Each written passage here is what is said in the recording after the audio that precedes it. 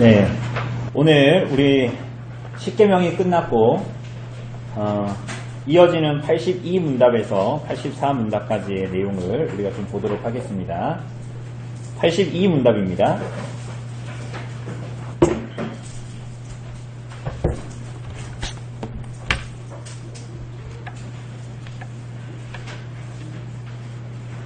예, 제가 문을 하면 한번 답을 해보십시오.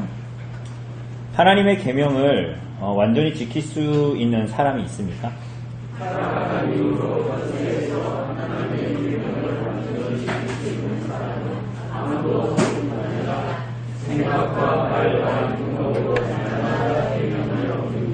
네, 우리 오늘 2문답만 할 건데요. 3문답까지 우선 보죠. 83문답입니다. 율법을 어긴 모든 범죄가 동등하게 가증스럽습니까? 어떤 죄들은 그 자체로 그리고 여러 악시키는 요소들 때문에 다른 죄보다 하나님 보시기에 더 가증스럽습니다. 84문답입니다. 모든 죄마다 마땅한 무엇을 해야 합니까? 모든 죄는 이 세상과 모든 세상 모두에서 회개하고 하나님의 진노와 저주를 받아 네, 그렇습니다. 우리가 10계명을 다 봤습니다. 그래서 도덕법의 요약인 10계명을 우리가 이제 쭉 오랜 주간에 걸쳐서 우리가 봤습니다. 다 봤고 그 의미들을 다 봤고 그래서 82문답이 이제 얘기를 하고 우리 이 계명을 완전히 지킬 수 있는가 뭐 이렇게 물어봅니다. 우선은 우리가 봤던 10계명 하나님이 인간에게 요구하시는 의무를 좀 생각해 봐야 합니다. 그죠? 10계명 자체가 하나님이 인간에게 요구하시는 의무였습니다. 그런데 여러분 이 10계명이 하나님과 이웃사랑, 하나님 사랑과 이웃사랑으로 요약되는 이 10계명이 종교적인 것이 아니라 우리들의 삶에 구체적으로 적용되어야 하는 것입니다. 우리가 우선은 이게 너무나 당연한 얘기지만 이것을 우선 잘 짚고 넘어가는 것이 중요합니다. 그러니까 우리는 그걸 우리들의 삶에 적용하지 않는 방식으로 하기 시작하면 그냥 종교적인 규례로 멈추게 되기 때문이에요. 혹은 종교적인 규례로 멈춘다라는 것은 무슨 얘기냐면 그것으로 나를 재단하는 나를 이제 자기를 부인하는 방식이 아니라 결국은 다른 사람에게 눈이 자꾸 이제 가게 되는 그런 종교적인 규례로 우리에게 자꾸 적용될 때가 있습니다. 그래서 우리가 계명을 공부하고 여러분의 남편이나 여러분의 아내의 삶을 혹은 다른 누군가의 삶을 계명에 맞게 뭔가 재단해야 되겠다. 그런 마음을 버리는 것입니다. 계명 자체가. 그죠? 이걸 기억해야 됩니다. 우리는 그 계명들을 이거 하지 말아야지. 그래서 내가 이제 이렇게 하지 않음으로 말미암아 죄를 범하지 않는다 라고 생각하지만 우리는 그걸 긍정적인 의미로 받아들여서도 이 계명을 자기에게 적용시키는 것이 아니라 자꾸 다른 사람한테 적용시키려고 할 때가 많죠. 이 10계명의 결국은 주된 포인트는 그 계명을 우리 자신의 마음에 비추어 보아야 한다. 그래서 자기를 부인하는 자리에 서는 것입니다. 그죠? 그게 중요한 요점입니다. 그러니까 죄를 안다. 물론 하나님도 알고 하나님의 법을 안다. 그렇지만 중요하게는 자기를 알고 그 율법에 비추어서 자기를 부인하는 방식으로 살아가는 것입니다. 그죠? 그걸 다른 사람한테 적용시키면 안 돼요. 자꾸만. 그죠? 그러면 언제나 이제 문제가 생깁니다. 문제가 생기고 만약에 그래서 계명들을 자꾸만 내 아내나 남편이나 주변 사람들한테 적용을 시키려고 하면 그 사람들에게 무언가를 강제하거나 강요하려고 하게 되고 그 사람들의 양심을 올가매는 방식 혹은 내가 그들보다 그 상대방보다 조금 우위에 있다면 그들의 삶을 재단하거나 컨트롤하려는 방식으로 살아가게 됩니다. 그러면 어떻게 되냐면 나중에 그 관계가 파괴적이 됩니다. 그러니까 처음에는 이렇게 가야 되니까 이 계명들, 예를 들면 이 계명이니까 넌 이렇게 해. 너 누군가의 삶을, 나를 보는 게 아니라 누군가의 삶을 재단해서 혹은 그 사람이 내 영향권 아래 있어가지고 그 사람이 당분간은 나를 따라오는 것 같아 보이는데 사실은 그런 식으로 계명을 적용하면 관계가 굉장히 파괴적이 됩니다. 그게 가정이라면 가정이 당장은 뭔가 내 명령대로 하니까 뭔가가 움직여지는 것 같죠? 근데 그 관계는 굉장히 파괴적이 됩니다.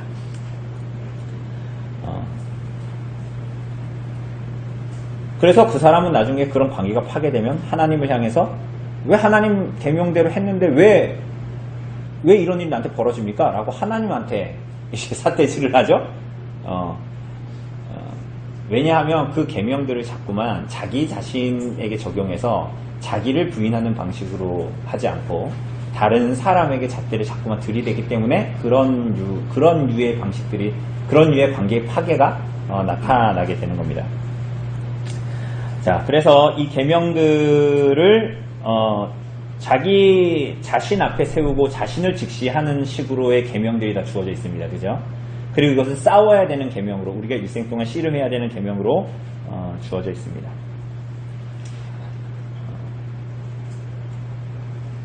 왜 사람들은 계명을 접하면 그 계명들로 자기 자신을 안 비추려고 할까요? 왜 그 계명들로 다른 사람을 자꾸만 비추려고 할까요? 왜 그런 것 같아요?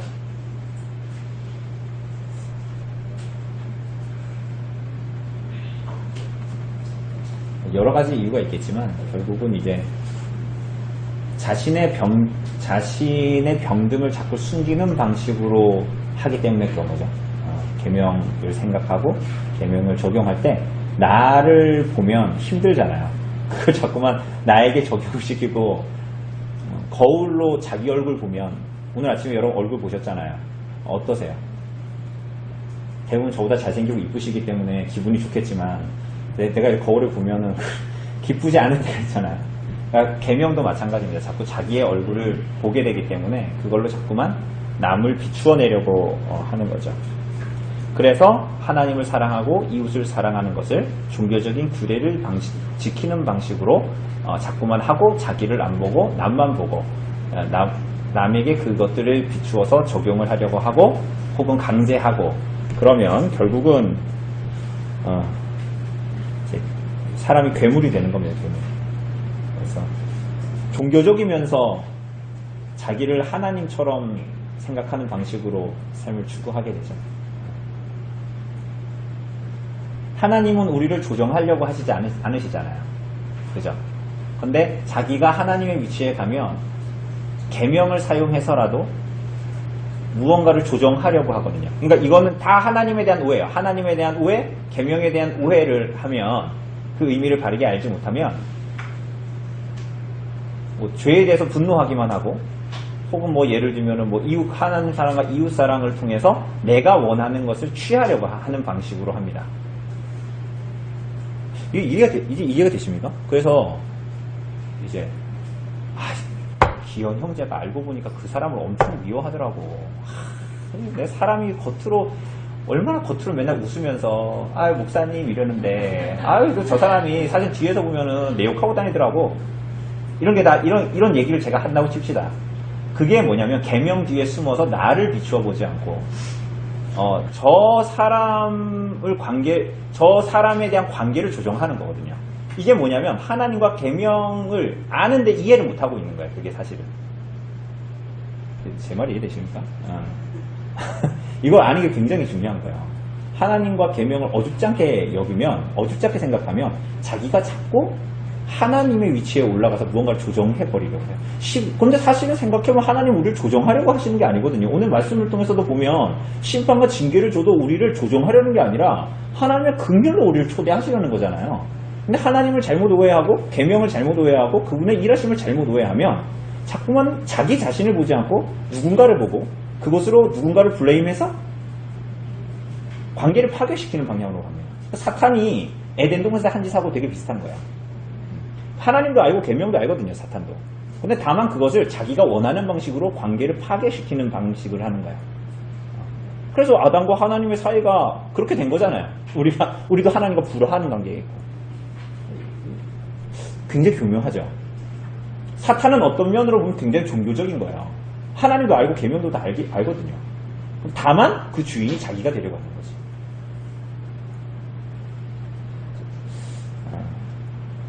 그렇죠? 제가 이걸 왜 말씀드리냐면 우리가 계명을 잘못 이해하면 자꾸 그런 방식으로 가요. 그래서 다시 한번 얘기하지만 여러분은 하나님이 아닙니다. 여러분은 하나님이 아닙니다. 여러분은 여러분 자신의 삶도 사실은 컨트롤하지 못합니다.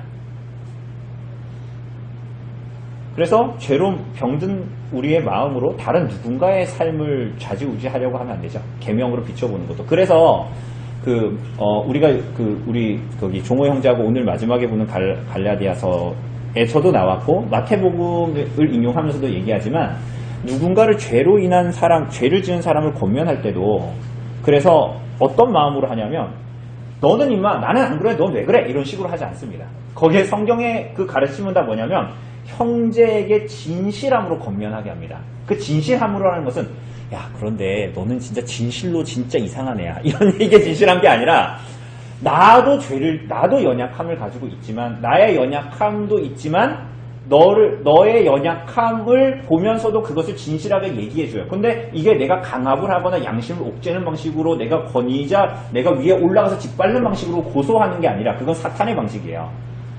가난한 마음으로 온유한 마음으로 그를 권면하는 것입니다. 권면해. 그러면서 갈라디아서 같은 데는 뭐라 그러냐면 그의 짐을 같이 지고 나도 혹시 그런 위험에 그런 시련에 빠질까 나를 돌아보라라고 얘기합니다. 계명을 범한 자에게 이 나쁜 놈아 이렇게 하지 않고 권면을 하고 그 자리에 돌아서라고 하지만 그 계명을 범한 자를 보면서 나 자신을 먼저 돌아보는 거예요. 나 자신도 겸손하게 나아가는 것입니다. 자기를 시험하고. 그래서 우리는 다만 하나님 앞에 죄인일 뿐임을 알고 겸손함으로 하나님께 나아가야 됩니다. 계명을 알수록 그렇다라는 거예요. 계명의 여러 부분을 알면 이제 다른 사람을 더 긴밀하게 옛날에는 행위로만 그 사람을 판단했는데 이제는 계명의 깊은 의미를 알고 그 사람의 말과 그 사람의 언행 뒤에 숨어있는 마음 때문에 그 사람을 고소하고 싶은 마음이 들 때도 있습니다. 그죠? 그러니까 계명을 여러 번 공부하면 예리자매 오늘은 예배 시간 10분 전에 왔으니까 원래 20분 전에 왔으면 80점 주려고 그랬는데 10분 전에 왔으니까 50점 줄게요. 이런 식으로 사람을 판단합니다. 그럼 이게 계명을 우리가 굉장히 나 자신을 못 비춰보고 보는 거예요. 긍휼의 마음이 없는 거예요. 그래서 이것을 결국은 계명 앞에서 나를 먼저 잘 살아내야 돼. 내 인생을 잘 살아내야 되고 나를 잘 비춰봐야 되는 거야. 그게 뭐예요? 자기를 부인하는 겁니다. 그게 뭐예요? 하나님을 경외하는 것입니다. 그리고 그렇게 자기를 부인하고 하나님을 경외하는 자리에 서게 될 때 모든 것이 하나님 앞에 제자리를 찾게 됩니다. 여러분 이런 거 있잖아요. 우리는 사실은 어떤 선악의 문제가 아니라 무언가를 내가 조정하려고 질서자로 서게 될 때 사실은 문제를 그르치게 될 때가 굉장히 많습니다. 무언가 중요한 것은 내가 하나님의 계명에 순종하여 내 삶의 모든 관계를 다루는 것이 중요한데 그렇게 겸손한 자세로 단순한 삶을 추구하지 않고 내가 뭔가 다 모든 것에 들어가서 질서를 주려고 할 때 우리는 죄인이기 때문에 하나님이 아니기 때문에 죄악의 부패를 가지고 있는 사람들이기 때문에 그것을 결국은 틀어지게 만들어 버립니다. 그런데 거기로 가지 않고 다만 내가 하나님 앞에 모든 계명 앞에 충실되게 하나님을 사랑하고 이웃을 사랑하려고 할 때 오히려 하나님 앞에 그것들이 제자리를 찾게 되는 시작이 바로 이제 그 순종 하나님의 계명에 대한 겸손한 마음으로의 순종에 있다라는 것을 기억해야 됩니다. 그리고 그때 그 자리에 섰을 때 우리는 하나님을 경외함을 누리지 못했기 때문에 그렇게 나 자신을 위해서 이것저것을 가름하려고 했구나. 대신 가름하고 채우려고 했구나라는 것을 이제 알게 됩니다. 자, 그래서 우리가 계속적으로 자신의 죄됨을 보고 자기를 부인하고 그리스도의 십자가의 주님을 따르는 방식으로 삶을 살게 됩니다. 계명 앞에 자기를 보게 됐을 때 말입니다. 자, 그런데 중요한 것은 뭐냐면 오늘 문답에서 얘기하는 대로 이 계명을 누구도 완전하게 지킬 수 있는 사람이 없다라는 거예요. 계명을 순종해서 살아가는 거, 자기라는 우상을 철폐해야 되는 거, 우리가 1박 2일로 청년부대가 예수님의 경제학 강의라는 책을 통해서 돈을 어떻게 다루어야 되는 거, 그것과 성경의 가르침과 계명을 알아도, 그래서 그건 우상이다라는 것을 알아도 우리는 그것을 사실은 온전하게 지킬 수가 없어요. 온전하게 지킬 수가 없어요. 그래서 하나님은 그런 우리들을 구원으로 인도하시기 위해서 마련해 놓으신 구원의 방법까지도, 방편까지도 우리들에게 허락하십니다. 그걸 이제 우리가 앞으로 이제 보게 될 거예요. 이제 보게 되는데, 우선은 우리가 먼저 누구인지, 계명을 어떻게 계명 앞에 서야 되는지를 먼저 이제 보는 것이죠. 그래서 우리 죄를 보고, 우리 자신을 보고, 한없는 절망감을 느끼고, 하나님만을 목말라 하게 되면서 하나님만을 구하는 삶을 살게 됩니다. 그게 은혜입니다. 이상하죠, 그게. 우리는 은혜라고 얘기하면 막 내가 기뻐하고 즐거워하고 아싸 이러는 걸 우리는 은혜라고 생각하는데, 이 계명 앞에 우리가 서면 아싸 하는 생각이 전혀 안 들거든요. 우리가 죄인이라는 것밖에 생각이 안 들고 우리 자신에 대해서 절망하고, 그래서 우리는 누굴 보게 돼요? 그렇죠. 하나님을 갈망하게 되죠. 그게 은혜인 거예요. 그게 우리의 위치, 있어야 할 위치다라고 성경은 얘기합니다. 우리는 우리가 서야 될 위치를 누구 위에 점하는 거, 어떤 관계 위에 점하는 거, 내가 어떤 관계에서 우위를 점하고 이 사람을 취하는 거, 그래서 내가 기쁨을 누리는 거, 이런 식으로 자꾸 생각하잖아요. 근데 은혜는 뭐냐면 나 자신에 대해 절망하는 거야. 난 아무것도 아니었구나 라는 것을 알게 되는 거야. 계명 앞에 벌거벗겨 보니까 아무것도 아닌 거야. 내가 그냥 그럴듯하게 연극만 한 거지. 그런데 그 자리가 은혜의 자리예요. 왜? 나에게는 아무 소망도 없고 절망적인 존재밖에 없다라는 것을 알게 될 때 우리는 하나님을 목말라 하게 됩니다. 하나님을 갈망하게 됩니다. 다른 것으로 가름하려고 할 때는 그런 것들이 이렇게 급하게 여겨지지 않거든요. 왜냐하면 다른 걸로 자꾸만 진통제처럼 주고 있기 때문에, 뭔가 살짝살짝 채워주고 있기 때문에. 자, 그러면 우리는 왜 계명을 완전하게 지킬 수 없는가? 본질적으로는 뭐예요? 우리가 어떠하기 때문에 그런 거예요? 우리가 부패했기 때문이에요. 그죠? 우리들의 속성이 부패된 속성을 가지고 있기 때문에 그렇습니다. 그래서 그런 말 하지 말아야지, 그런 행동하지 말아야지, 내 친구의 명예를 손상시키지 말아야지, 내 남편을 섭섭하게 하지 말아야지, 그렇게 내가 원하는 방식으로 끌고 가기 위해서 무언가를 조작하지 말아야지, 이런 마음이 들어도 그대로 할 수가 없어요. 왜냐하면 우리가 부패했기 때문이에요.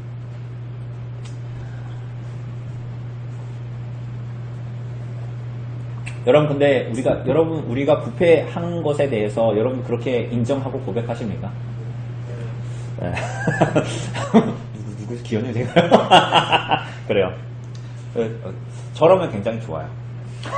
왜냐하면 여러분 그 부패라는 것이, 제가 목사잖아요. 제가 목사라서 사람들을 많이 만날 수밖에 없잖아요. 많이 만나고 그냥 비즈니스맨처럼 사람들을 여러 만나는 게 아니라 그 사람의 영적인 문제들을 다루게 되잖아요. 자꾸만 대화도 그렇게 하고. 그런데 완악함이라는 것이 차라리 기현형제처럼 나는 죄인이야, 나는 부패했어, 이렇게 하면 편해요. 저는 보면 긍휼의 마음이 들어. 저놈이 자기가 죄인인 줄 아는구나, 뭐 이런 거 있잖아요. 그렇잖아요.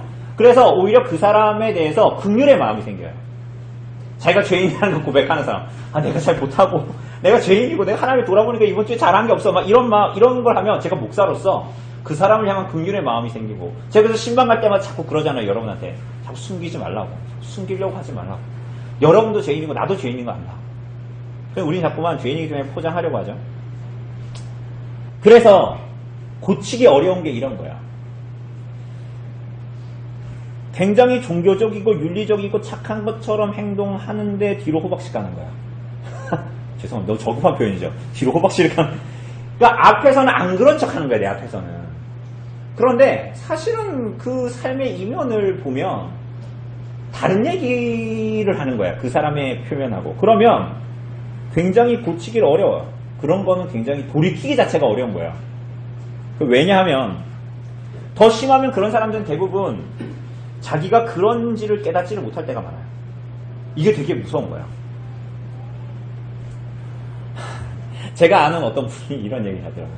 목사님이신데, 목사님 교회에 있는데 어떤 분이 와가지고 60대가 됐는데 하소연을 하더래. 이게 무슨 하소연이냐? 내가 원래 처음에 이제 교회를 안 다녔는데 우리 시누이 때문에 교회를 다녔대. 그런데 그 시누이가 그렇게 같은 집에 살았는데 어쩌다 보니까 그렇게 자기를 정말 옛날이죠. 그렇게 정말 말도 안 되게 괴롭히고 너무너무 정말 죽이고 싶을 정도로 자기를 너무너무 힘들게 하더래. 그런데 저녁만 되면 뭐 하게요?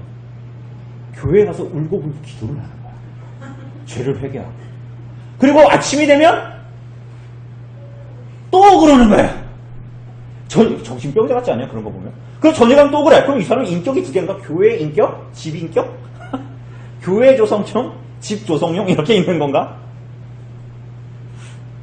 그러면 그거를 목사로서 그런 걸 보면, 그러면서 그런 사람은 자꾸만 이제 자기는 괜찮다고 자꾸 사람들에게 보이기 시작하거든요.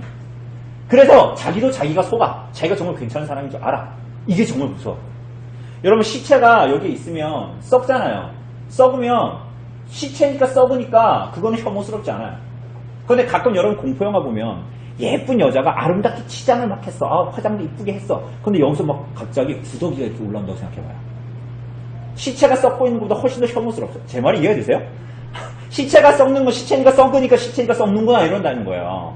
그런데 이쁘게 뭐 화장도 하고 덧칠도 하고 막 이렇게 했어. 칠을 많이 했어. 한 3칠을 했어. 색역으로. 되게 이뻐. 그런데 거기서 이렇게 이걸 뚫고 나오면서 이렇게 가끔씩 이렇게 구더기가 나왔다 들어갔다 막 이래. 마치 지금 생각만 해도 너무 공포스럽죠? 그런 거야, 그런 거. 그래서 제가 너무 직설적인가요? 그런 거 보면 너무 공포스러워. 저도 막 그걸 보면 마음이 너무 안 좋은 거예요, 그럴 때는. 여러분, 제가 이 말씀을 왜 드리냐면, 죄에 대한 부패는 여러분과 제가 단순하고 낭만적으로 생각하는 게 아니에요. 그냥 난 나쁜 놈이야 이런 게 아니란 말이에요. 굉장히 교묘합니다. 낭만적인 서술이 아니에요. 죄인의 부패 뭐 이런 거 있잖아요. 뭐 학문적인 서술도 아닙니다. 그래서 우리 요리문답 여기에 보면 18문을 보면 사람이 빠진 죄악의 상태, 타락한 상태에 속하는 죄됨은 어디에 있습니까? 라고 얘기할 때 사람이 빠진 그 타락한 상태에 속하는 죄됨은 아담의 첫 범죄로 말미암은 죄책, 원의의 상실, 그리고 보통 원죄라 불리는 본성 전체의 부패에 있습니다. 이렇게 얘기합니다. 이 원죄로부터 모든 실제적인 범죄가 나온다라는 거예요. 그러니까 우리들의 모든 십계명을 범하게 하고 계명에 완전히 순종하지 못하게 하는 부패의 속성이 죄인의 부패한 속성이 우리 안에 있다라는 것은 우리가 생각하는 것보다 그냥 죄를 짓고 안 짓고 이런 문제가 아니다라는 훨씬 더 깊은, 훨씬 더 교묘하고 훨씬 더 더럽고 추한 양태를 보인다라는 거예요. 그래서 우리가 전에도 다룬 것처럼 착한 일을 해도 오염된 상태로 하게 됩니다. 절대적인 선을 낼 수가 없는 그런 부패를 가지고 있다라는 거예요.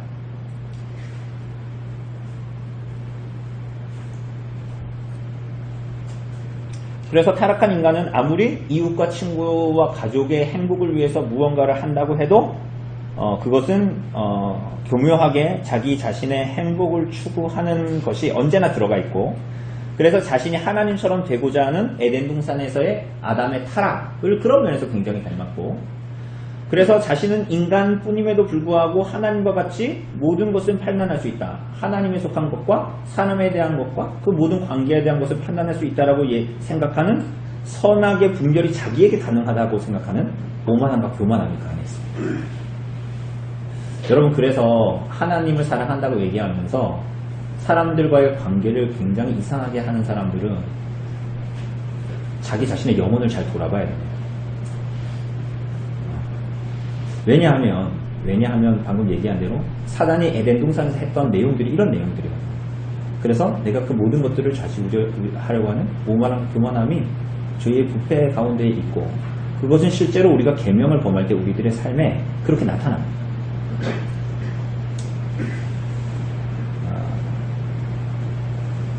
자, 그래서 결국은 자기를 지극히 사랑해서 자신의 죄로 물든 얼굴은 돌아보려고 하지 않고 이웃을 하나님의 비추어 사랑하기보다는 피조물의 위치에 자기를 점하려고 하지 않는 자들, 하나님의 위치에 자기를 점하려고 하는 자들, 그 결국은 뭐냐? 성경에 특히 창세기 같은데 많은 이 심판의 얘기들이 나타납니다. 여러분들이 아는 심판의 얘기가 뭐가 있습니까? 심판의 얘기가 뭐가 있어요? 여러분들 아는 게. 그죠? 노아 홍수, 창세기 6장에 나온 노아의 홍수. 대홍수를 통해서 하나님께서 숨쉬는 모든 생물들마저 전부 다 없앱니다. 그 이유가 뭐라 그랬어요? 그 이유가 성경에 뭐라고 얘기합니까? 그렇죠. 이 세상에 사람의 죄악이 가득하고 사람이 생각하는 모든 계획이 항상 어때요? 악해요. 그러면 이 계획이 뭐예요? 사람의 생각이 악하다. 사람이 생각하는 계획이 언제나 악해. 그러면은 그 계획이 뭡니까?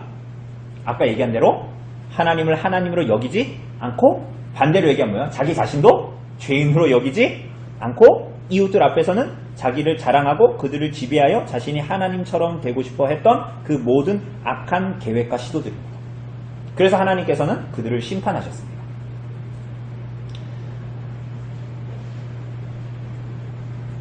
창세기 18장 이하에 나오는 소돔과 고모라 사건. 소돔과 고모라가 멸망했죠? 어떻게 멸망했어요? 어떻게 멸망했어요? 그 도시들 유황과 불이 떨어져가지고 그 도시가 멸망했잖아요. 근데 그렇게 하신 이유가 뭐예요? 그들의 죄악이 심히 무거웠다. 그리고 그 가운데에 죄악의 부르짖음이 컸다. 뭐 이런 식으로 표현을 합니다. 그래서 하나님께서는 그들을 심판하셨다. 이스라엘 백성들이 광야에 40년을 거쳐서 가나안 땅에 들어갔죠? 가나안 땅에 들어가서 하는 전쟁들은 다 어떤 전쟁이에요? 누구를 살리고 어떤 재물들은 취하고 이런 전쟁입니까? 그런 전쟁 아니죠?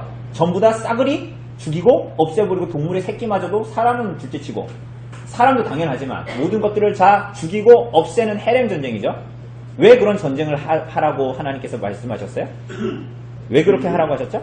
하나님께서 가나안 족속들의 죄가 차기까지 이스라엘 백성들을 두셨다가 그들에 대한 죄악에 대한 심판을 그들에게 행하신 것입니다. 그죠? 그러니까 죄악에 대한 심판의 내용들은 성경에서 계속 나타나죠. 그런데 그럼에도 불구하고 하나님께서 우리가 오늘 오전에 본 대로 하박국 3장이 말하는 대로 하나님은 심판 중에도 긍휼을 잊지 아니하시는 분이죠. 그죠? 그래서 대홍수에서 살아남은 노아가 나와서 뭐 했어요? 새 몇 마리 보냈다가 땅이 마른 거 알고 방주에서 내리고 나서 뭐 했습니까? 그리고 제단을 쌓고 하나님께 번제를 드렸어요. 그때 하나님께서 뭐라고 말씀하셨냐면 이렇게 말씀하셨어요. 내가 다시는 사람으로 말미암아 땅을 저주하지 아니하리니 이는 사람의 마음이 계획하는 바가 어려서부터 악함이라 내가 전에 행한 것 같이 모든 생물을 멸하지 아니하리라 라고 말씀하십니다. 그러니까 하나님께서 이런 우리들에게 죄악된 우리들에게 긍휼을 이렇게 베푸시는 이유가 뭐예요? 이유. 우리가 저기에 보면 하나님의 계명들을 다 주시고 너희는 계명을 순종할 수 없어. 너희의 처지는 더 심하게 죄를 짓는 거야. 저기 오렌지색으로 되어져 있잖아요. 그리고 나서 은혜의 방편들이 나오거든요. 하나님께서 노아의 대홍수 사건 이후에 번제를 받으시고 그들에게 긍휼을 베푸신다. 죄인들에게. 그 이유가 뭐냐면 여러분과 제가 긍휼을 받을 만한 자격과 조건이 있어서가 아니라 하나님께서 우리의 체질을 아시고 우리가 죄인임을 아시고 우리가 단지 먼지뿐인 인생임을 기억하시기 때문이에요. 그죠? 그래서 우리들은 매일 하나님의 계명을 알지만 계명을 순종하며 살아갈 수밖에 없는 존재들. 그러나 하나님은 그런 가운데서도 소망이 있게 하셨고 긍휼을 베푸셨고 그래서 하나님은 오늘도 우리와 같은 자들을 구원하시고 선한 자기 백성으로 만드시는데 쉬지 않으시는 일들을 우리의 처지에 어떠함에도 하나님께서 우리들에게 그 일들을 행하시고 계시다라는 거야. 그러니까 여러분들 양면이 다 있는 거예요. 계명을 통해서 우리가 한없이 하나님 앞에 우리의 존재를 목격하고 화장 다 지운 얼굴로 우리가 거울 보는 것처럼 우리의 민낯이 어떤지를 명확하게 보지만 동시에 그렇기 때문에 하나님의 은혜를 구하는 동시에 그래서 하나님의 은혜 때문에 내가 오늘 소망 있게 살아가는 거예요. 그러니까 내가 계명으로 말미암아 내가 계명에 순종할 수 없는 죄인이라는 것을 목도해서 내가 그냥 이렇게 아무 소망 없는 것처럼 살아가는 존재가 아니라는 것입니다. 그죠? 이 두 가지 면을 다 가지고 있는 거예요. 오늘 우리가 이 오전에 본 설교에서도 심지어 우리가 범한 죄로 말미암아 죄값을 우리가 어떤 면에서는 받고 산다고 해도 그게 끝이 아니라는 거예요. 왜? 여러분과 제가 선해서가 아니에요. 여러분들이 그런 삶을 살아가지고 죄값을 치르고 있기 때문도 아니에요. 하나님의 긍휼 때문에. 여러분과 저와 같은 존재를 향한 하나님의 긍휼이 오늘도 쉬지 않기 때문이에요.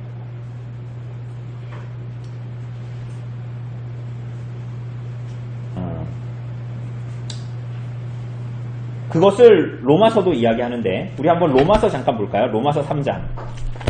신약성경 로마서 3장 13절에서 15절 말씀입니다.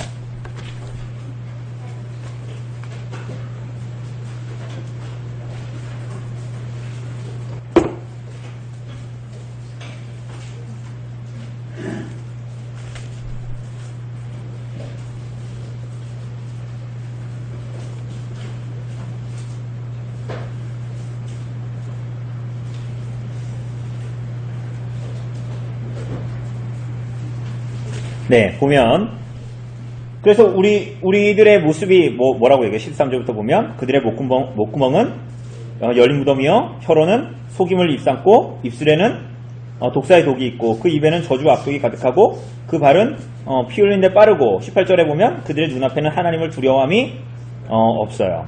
그죠? 그런 우리들인데 뒷장에 보면 21절에 보면 그래서 우리는 율법에 의하면 우리는 죽을 수밖에 없는 존재들입니다. 그죠? 근데 21절에 보면 뭐라 그래요? 이제는 율법 외에 하나님의 한 의가 나타났으니 율법과 선지자들에게 증거를 받은 것이라 곧 예수 그리스도를 믿음으로 말미암아 모든 믿는 자에게 미치는 하나님의 의니 차별이 없다. 그래서 이 율법으로 말미암아 로마서 3장 13절에서 15절이 말하는 바처럼 우리가 죄인이라는 것을 목격하게 됩니다. 그런데 이 율법은 그것으로 그치지 않고 우리를 그리스도께로 인도합니다. 그래서 우리가 방금 읽은 21절, 22절처럼 예수 그리스도를 믿음으로 말미암아 모든 믿는 자에게 미치는 하나님의 의인이 차별이 없다. 율법에 의해서는 우리는 언제나 고발을 당할 수밖에 없고 율법을 알아도 십계명을 지금 저렇게 공부를 했어도 우리는 율법을 이룰 수 없는 존재들임에도 불구하고 그래서 우리에게 믿음으로 말미암는 의를 원래 율법을 지켜야 되는데 그래서 의를 얻는데 그리스도로 말미암는 의를 믿음으로 말미암는 의를 우리에게 주셨다. 그러므로 우리는 저기서 얘기하는 대로 율법 알아도 십계명 알아도 매일같이 죄를 짓고 그렇게 살아가는 처지에 있는 여러분과 저는 그렇게 매일마다 생각과 말과 행동으로 죄를 짓기 때문에 오히려 성경은 우리들에게 무엇을 얘기하냐면 날마다 예수 그리스도를 바라보라고 얘기합니다.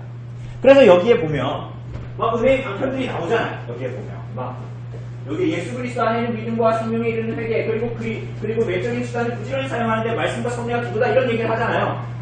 그 얘기는 뭐냐면 그냥 주일날 한번 와서 이 외적인 수단들을 한번 사용하고 말아라. 믿음을 주일날에만 한번 가져라. 회개를 한 번만 하고 말아라. 이런 얘기가 아닙니다. 그죠? 회심은 분명히 있지만 그의 모든 일생을 들어 매일같이 그리스도를 구하는 방식으로 살아가도록 날마다 예수 그리스도를 바라보아야 살 수 있다라고 말합니다. 왜요? 여러분의 처지가 저러니까. 저 81문단에서 말하는 것처럼 우리의 처지가 그렇기 때문에 날마다 우리는 죄를 지을 수밖에 없다면 날마다 믿음으로 말미암는 의를 주시는 그리스도 앞에 날마다 나가야 하는 것입니다. 생각해보세요. 여러분 하루라도 죄를 안 짓는 적이 있습니까? 없죠? 그럴 때마다 우리는 그래서 매일 누가 필요한 거예요? 그리스도가 필요한 거예요. 그런데 우리의 처지를 몰라. 내가 하나님처럼 살아. 내가 모든 것들을 다 조정하고 내가 모든 것들 위에 서 있어 라고 생각하면 누구도 자기의 처지를 볼 대로 보지 못해요. 화장하고 사는 거예요. 그러면 누구도 믿음으로 말미암는 의로 주신 그리스도를 누리지 못합니다. 그래서 오늘 오전의 설교대로 그분의 휘파람 소리를 매일마다 들어야 됩니다. 내 휘파람 소리 말고 내 입에서 나오는 말 말고 하나님의 입에서 나온 말씀이신 그리스도를 성경을 통해서 매일마다 먹어야 됩니다. 성경을 읽는 것은 종교적인 규례가 아닙니다. 성경에서 그리스도가 누군지, 여러분 성경을 읽으면서 누구를 발견해야 됩니까? 여러분 그리스도를 발견해야 돼요. 여러분 그게 아니면 그냥 오늘은 3장 읽었으니까 오늘 3장 끝? 오늘 좀 기네? 4장 끝? 여러분 그건 종교적인 규례잖아요. 그거는 마치 비유하자면 저기 등산 가다가 저기 절간 올라가는데 중간에 돌 쌓는 거랑 비슷한 짓을 하는 거거든요. 여러분 우리는 그런 게 아닙니다. 매일마다 그리스도를 필요로 하는 자들이에요. 매일마다 그분의 휘파람 소리를 듣고 그분에게 나아가야 되는 자들이에요. 말씀이신 그리스도를 우리에게 성경이 보여주기 때문에 우리는 그래서 성경을 읽으려고 하는 것이고, 하나님이 보내신 그리스도가 누구신지를 골몰하여 매일마다 알고자 할 때 우리는 예수 그리스도를 믿음으로 말미암아 모든 믿는 자에게 미치는 하나님의 의를 알고 믿게 됩니다.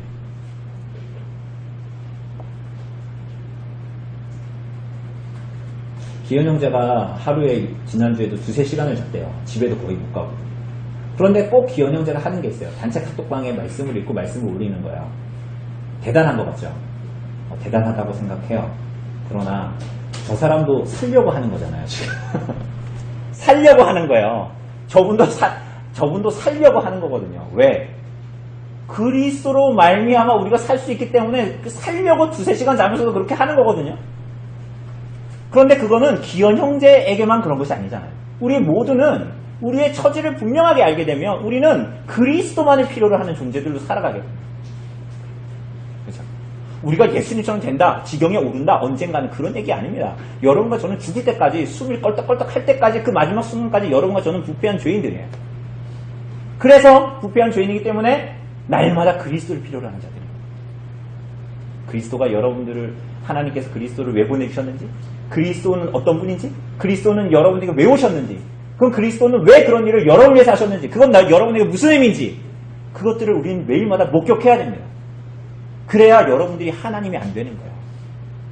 그래야 여러분이 자꾸만 하나님의 위치에서 안 살려고 하는 씨름을 시작하게 됩니다. 그리고 그때 그걸 알고 깨닫고 인정하기까지 정말 많은 시간이 걸려요. 교회를 다녀도. 그런데 그 시간이 지나고 났을 때 우리는 그때야 우리 자신의 화장칠 하지 않은 얼굴을 목도할 수 있는 용기를 갖게 됩니다. 그 전까지는 그걸 볼 용기가 없어, 나 자신을. 왜냐면 그걸 보면 내가 자살하고 싶을 것 같아. 소망이 없을 것 같거든. 내가 내 모습을 정말로 보게 되면 소름 돋을 정도로 두려워. 내 인생의 모든 것을 부인해야 돼, 사실은. 내가 사람들하고 맺은 모든 관계는 사실은 그 사람들이 내 민낯을 보지 못한 화장칠한 얼굴만 본 거야. 그러니까 그 모든 관계가 두려운 거지. 하나님을 향해서 두렵고, 내 자신을 보기도 두렵고, 사람들의 관계도 두렵고, 사람들에게 좋은 모습만 보이고 싶은 거지. 그럴수록 범위는 깊어지고 인생은 절망적이 됩니다. 관계를 맺는 것 같지만 전혀 관계하지 않은 삶을 살게 됩니다. 교회 생활을 하지만 교회의 하나됨, 그리스도께서 우리를 위해서 교회를 하나되게 하셔서 우리 하나되게 힘써야지 라고 얘기하지만 그것은 그리스도를 목도하지 않으면 그거는 어불성설인 얘기예요. 거짓말, 실체가 없는 얘기를 하게 됩니다. 그러면 우리가 절망적이 돼요. 우리 스스로가 아무런 소망 없는 인생을 살아가는 거예요. 여러분, 우리가 그때에야 그렇게 그리스도를 목말라하고 그분을 갈망함으로 주님께 나아가는 소원이 우리 안에 있고 그렇게 삶을 우리 삶에서 하루하루 시작하게 될 때에야 우리는 정말 그리스도께서 십자가로 말미암아 이루신 하나님과의 화목, 그리스도께서 십자가의 죽으심으로 말미암아 여러분 서로에게 죄인들이 쌓아놓은 반 허물게 됩니다. 그때에야 용서할 수 있게 됩니다. 내가 누군지를 알고 그리스도께서 그런 나에게 용서해 주셨다는 걸 목도하게 됩니까?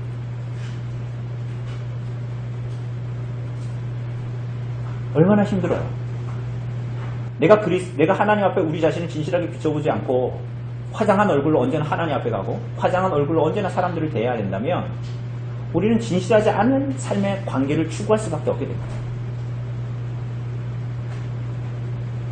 자유와 기쁨이 없는 거야.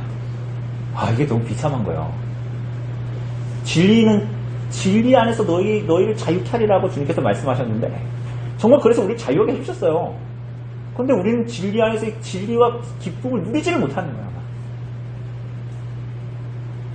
비참한 겁니다. 여러분, 그리스도 안에서 여러분 자신을 목도하기를 두려워하지 마십시오. 여러분 자신을 부인하라는 얘기는 자기의 죄를 부인하라는 얘기가 아니에요. 자기가 어떤 존재를 하나님께 부인하고 주님께서 나를 이끌어 주시기를 갈망하는 소원을 가지고 하나님께 나아가라는 것이지. 그래서 자기 십자가를 지고 나의 옛사람을 십자가에 못 박고 그리스도로 말미암아 입은 새 사람으로 그리스도께서 나에게 주신 가벼운 짐을 지고 주님 앞에 살아가는 인생, 참된 기쁨과 참된 자유, 그리고 그걸 누리면서 살아가는 게 교회 성도들입니다. 여러분, 그건 행복이에요. 행복. 내가 내 마음의 행복이라고 여기는 것들을 자꾸 지고 가려고 그러니까 사실은 행복하지 않은 거야. 그러니까 자꾸 뭘 가지려고 그러는 거야. 마셔도 갈증이 나는 바닷물을 들이키려고 하는 사람처럼 자꾸 뭘 찾는 거야. 움켜쥐려고 하는. 여러분, 그게 자유를 줄 것 같으면 자유를 안 줍니다. 우리를 억압합니다. 괴롭게 합니다. 고통스럽게 합니다. 번민에 빠지게 합니다. 그래서 이 모든 것이 이제 이후에 나타나는 그 모든 것이 죄인에게 베푸시는 긍휼을 베푸시는 성부 하나님의 사랑, 예수 그리스도 안에 있는 믿음으로 말미암는 의, 우리와 같은 자들에게 죄를 목도하게 하시고 그로 말미암아 탄식하게 하시며 하나님의 의만을 소망하게 하는 목마를 주시는 성령의 은혜, 성부와 성자와 성령의 구원의 은혜로 말미암아 긍휼히 여기심으로 말미암아 여러분과 제가 살 수 있게 됩니다. 우리의 처지가 이럼에도 불구하고, 그죠? 기억해야 됩니다. 우리의 처지가 이렇습니다. 그래서 나는 이런 놈입니다. 끝? 아니요. 그냥 나는 그래서 적당하게 겸손하게 살래요. 그걸 얘기하는 게 아닙니다. 그래서 그리스도를 봐라. 그리스도가 필요한 자들이라는 것을 얘기하고 날마다 그리스도가 필요한 자들이라는 것을 얘기하는 대로 이 요리문답은 우리들을 데리고 가는 것입니다. 이것이 82문답에 대한 내용이다 라고 볼 수 있습니다.